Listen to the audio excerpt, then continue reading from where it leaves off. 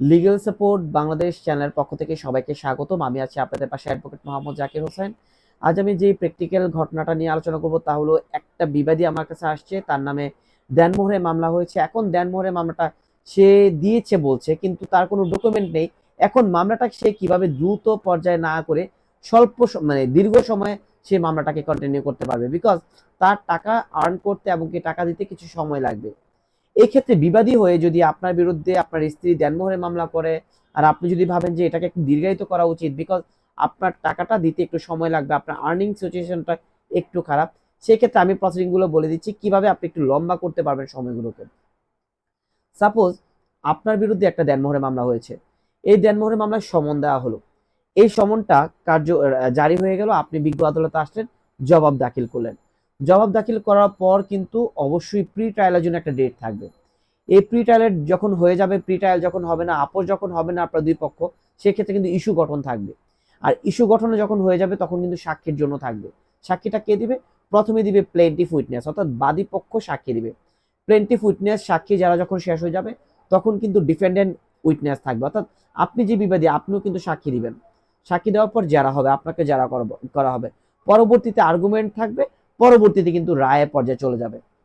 এখন অনেক বিবাদী আছেন, খুব ভয় পেয়ে যান আপনারা যে আমার বিরুদ্ধে তো রায় হয়ে গেছে, এখন আমি কি করব।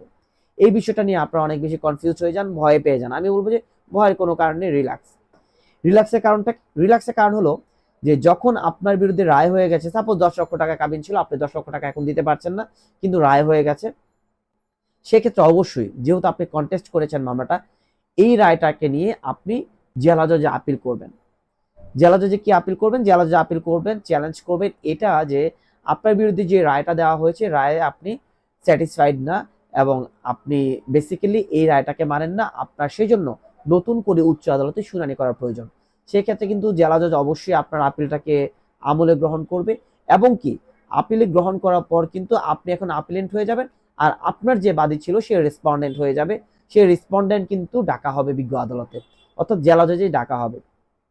জেলা জজে যখন ডাকা হবে, তখন কিন্তু দুই পক্ষের শুনানি হবে। একটা শুনানি লাগতে পারে, অথবা দুইটা শুনানি লাগতে পারে, অথবা তিনটা শুনানি লাগতে পারে। উভয় পক্ষের শুনানি অন্ত যদি বিজ্ঞ আদালত মনে করে যে না, কাবিনের 10 লক্ষ টাকাই বহাল রাখা উচিত, সেই ক্ষেত্রে কিন্তু আপনি আবার হেরে গেলেন। আপনি এখন রিল্যাক্স হতে পারছেন না, আপনি এখন টেনশন ফিল করছেন, আপনার নামে আপিলও রায় হয়ে গেল, এখন আপনি কি করবেন? আমি তখনও বলবো রিল্যাক্স, এখনো আপনার সুযোগ আছে। কিভাবে সুযোগ আছে? যখন জেলা জজ থেকে আপিলে আপনি হেরে গেলেন, ওই অর্ডারটা নিয়ে অবশ্যই আপনি মহামান্য হাইকোর্টে যেতে পারেন।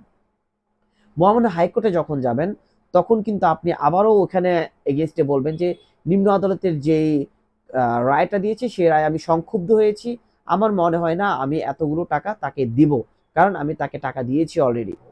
তখন মহামান্য হাইকোর্ট কি করবে? আপনাকে একটা রুল দিবে, এবং কি যে রেসপন্ডেন্ট ছিল, অর্থাৎ বাদী ছিল, তাকে কিন্তু আবার নোটিশ পাঠাবে। এই নোটিশ পাঠিয়ে কিন্তু আবার তাকে মহামান্য হাইকোর্টে ডাকাবে। তখন উভয় পক্ষ কিন্তু মহামান্য হাইকোর্টে আবার শুনানি হবে। এই সময়গুলো করতে করতে কম না হলো 3 থেকে 4 বছর পার হয়ে যাবে। আর আশা করি এই 3 থেকে 4 বছরের ভিতরে কিন্তু আপনি যেই টাকা পরিমাণ দেওয়া উচিত আপনার স্ত্রীকে, যেই কাবিনের টাকা ছিল, এই কাবিনের টাকা আর্ন করতে পারবেন, এবং কি আপনি এই সময়ের ভিতরে এই টাকাগুলো কালেকশন করে কিন্তু আপনার ওয়াইফকে দিয়ে দিতে পারেন। সো যারা ভাবছেন যে দেনমোহরের মামলায় কিভাবে লেন্দি প্রসেস বা কিভাবে স্টেপের পর স্টেপ আগানো যায়, আশা করি বুঝতে পেরেছেন।